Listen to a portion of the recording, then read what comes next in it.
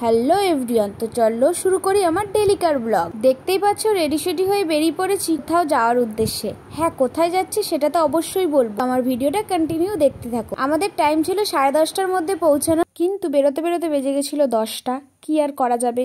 আজকে কিন্তু আমাদের সাথে কে যাচ্ছিল বলতো? বাড়ি থেকে বৌদি চলে এসেছিল মায়ের সাথে। ওরা কিন্তু কালকে বিকেলেই এসেছিল, সেই ব্লগটাও আমি তোমাদের দেখাবো খুব শিগগিরই। আর আজকে কিন্তু আমরা 3জন মিলেই বেরিয়ে পড়েছিলাম, আমি, বৌদি আর ও। ফাইনালি আমরা পৌঁছাতে পেরেছিলাম টাইম মতো, মানে 10:30টার আগে আমরা পৌঁছে গেছিলাম একাডেমিতে। আর আজ একাডেমিতে আসার কারণ ছিল আমাদের ছিল নেক্সট টেস্ট এক্সাম, সেই কারণেই ম্যাম বলে দিয়েছিল সবাইকে 10:30টার মধ্যে পৌঁছাতে, আর আমরা ঠিক টাইমেই চলে এসেছিলাম।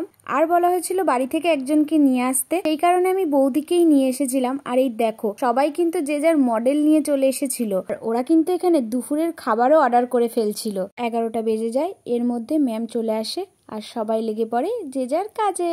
দেখেছো তো সবাই কত সুন্দর মন দিয়ে কাজ করছে, কি তাই না? এবার তোমরা বলো আমার এই লুকটা কেমন হয়েছে। এটাই ছিল আজকের আমার ফাইনাল লুক। প্রত্যেকেই কিন্তু এদিকে রেডি করে ফেলেছিল যে যার মডেলকে। 3 মাস ধরে কঠোর পরিশ্রমের পর আজকে আমরা ফাইনালি এই লুকটা ক্রিয়েট করতে পেরেছি।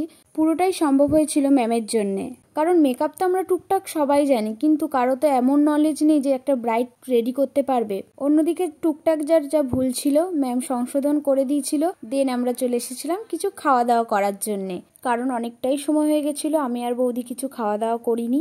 সেই কারণে অর্ডার করে দিয়েছিলাম ফিশ ফ্রাই আর ড্রাই চিলি চিকেন। খাওয়া দাওয়া সেরে এবার আমরা বেরিয়ে পড়েছিলাম বাড়ি যাওয়ার উদ্দেশ্যে।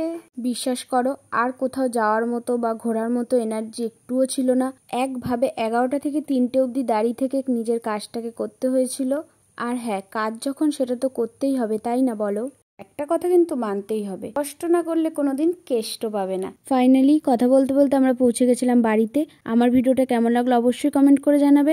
আর আমার কাজ যদি তোমাদের ভালো লেগে থাকে স্ক্রিনে দেওয়া নাম্বারে আমার সাথে কন্ট্যাক্ট করতে পারো। চলো আজকের ভিডিওটা এতটাই, টাটা।